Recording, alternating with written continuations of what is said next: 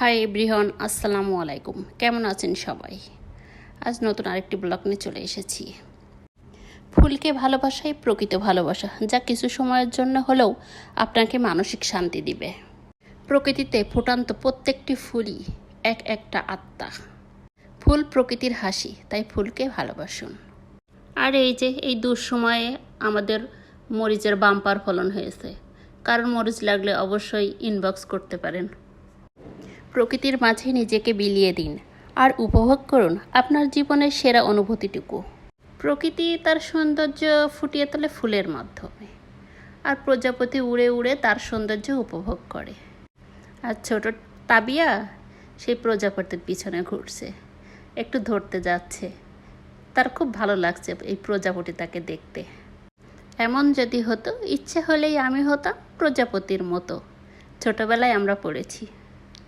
আমাদের প্রকৃতিতে বিভিন্ন রঙের ফুল আছে, এই জন্য হয়তো আমাদের প্রকৃতিটা এত সুন্দর। মানুষ এবং ফুলের মধ্যে একটা খুব দারুণ মিল রয়েছে। এরা নির্দিষ্ট সময়ে দুটোই ঝরে পড়ে। ফুলকে ভালোবাসেন, দেখবেন একটা সময় এলে আপনি মানুষকেও ভালোবাসতে পারবেন। আমার মনে হয় বাড়ির সৌন্দর্য বৃদ্ধি করতে চাইলে প্রত্যেকেরই বাড়ি কিছু না কিছু ফুল গাছ লাগানো উচিত। ছাদে কাপড় নাড়া শেষ করে সেই যে দুপুরে রান্না বান্না করছি, চাল কুমড়া দিয়ে ইলিশ মাছের ঝোল করছিলাম, আর সাথে উস্তা ভাজি করছি, আলু দিয়ে উস্তা ভাজি। আর মা পুকুর থেকে তেলাপিয়া মাছ নিয়ে আসছিল, সেটা দিয়ে কাঁচকলার তরকারি। আর ছেলের জন্য তেলাপিয়া মাছ ভাজি করছি, সঙ্গে পটল ভাজি করছি। ছেলে মেয়ে দুজনে ভাজি মাছটা বেশি পছন্দ করে। তাবিয়ার নানু তাবিয়াকে হাতে মেহেদি দিয়ে দিয়েছে। তাবিয়া চুপচাপ মেহেদি হাতে দিয়ে বসে আছে। প্রকৃতি, সময় এবং ধৈর্য, এই তিনটাই আমাদের প্রকৃতি চিকিৎসক। এই তো বিকালে আবার ছাদে চলে আসলাম, কাপড় শুকায় গেছে, কাপড়গুলো উঠানোর জন্যে। তো এই তাবিয়া একটু ঘোরাঘুরি করে নিচ্ছে আর কি।